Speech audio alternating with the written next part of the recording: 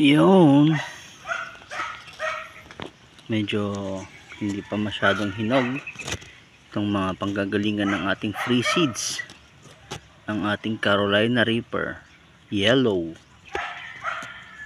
And so mamimigay din tayo ng pods, pero naka-reserve na yung iba, kaya ngayon ang available na lang ay seeds. Yun, ang ganda ng color transition.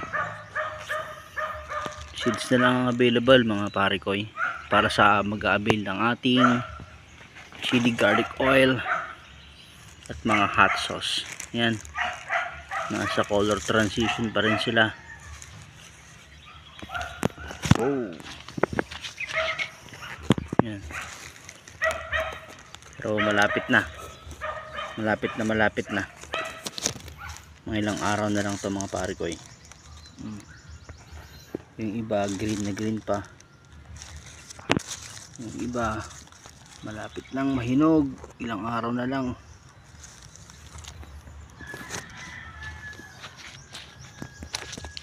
Yun.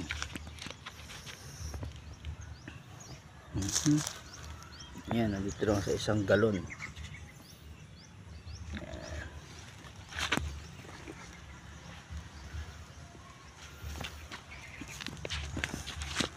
Ito, mga baka bukas or isang araw pwede na to. Carolina Reaper Yellow.